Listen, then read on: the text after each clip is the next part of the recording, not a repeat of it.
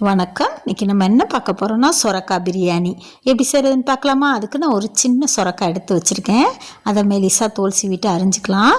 இப்போ குக்கரில் எண்ணெயும் நெய்யும் ஊற்றி பட்டை, கிராம்பு, ஏலக்காய், பிரிஞ்சி இலை போட்டு தாளிச்சு பொரிஞ்சதுக்கப்புறம் 2 பெரிய வெங்காயம், 2 பச்சை மிளகா அரிஞ்சு அதோடு சேர்த்து நல்லா வெங்காயத்தை நல்லா கண்ணாடி பதம் வராதுக்கு வதக்கிக்கலாம்.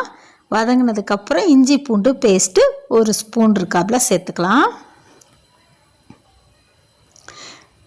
அடுத்து மல்லியும் புதினாவும் கொஞ்சம் சேர்த்து வதக்கிக்கலாம். இஞ்சி பூண்டு நல்லா வதங்கினதுக்கப்புறம் 2 தக்காளி மெலிசாக அரிஞ்சு வச்சுருக்கேன், அதை சேர்த்துக்கலாம். இப்போ தக்காளி வதங்கிறதுக்கு தேவையான அளவு உப்பு, மிளகாத்தூள் ஒரு 1/2 ஸ்பூன், வீட்டிலே அரைச்ச பிரியாணி மசாலா ஒரு சின்ன ஸ்பூனில் 1 ஸ்பூன். இப்போ நல்லா வெங்காயம் தக்காளியும் நல்லா கரைஞ்சி வர அளவுக்கு நல்லா வதக்கிக்கணும். வதங்கினதுக்கப்புறம் 1 குழிக்கரண்டி தயிர் சேர்த்துக்கலாம்.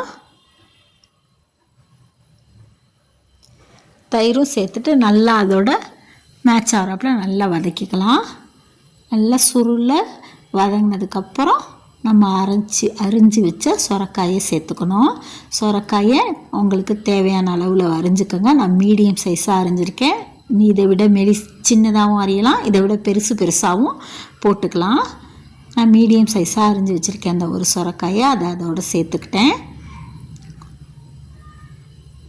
இப்போ இந்த டம்ளரில் தான் 1 டம்ளர் நான் அரிசி எடுத்திருக்கேன். இது 200 கிராம் அரிசி பிடிக்கும். அதில் 2 டம்ளர் தண்ணி சேர்த்துக்கிட்டேன். தண்ணி கொதித்ததுக்கப்புறம் நம்ம கழுவி வச்ச அரிசியை சேர்த்துக்கலாம். சேர்த்துட்டு நெய் தேவையான அளவு ஊற்றிக்கலாம். அடுத்து மல்லித்தலை தூவிட்டு குக்கரை மூடிட வேண்டியதான்.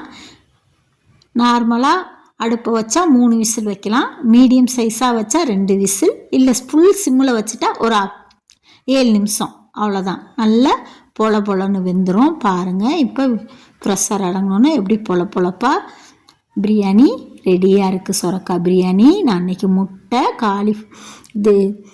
காரா பூந்தி தயிரில் போட்டு சாப்பிட்டேன். நீங்களும் இந்த மாதிரி செஞ்சு சாப்பிட்டு பாருங்கள். தேங்க்ஸ் ஃபார் வாட்சிங்.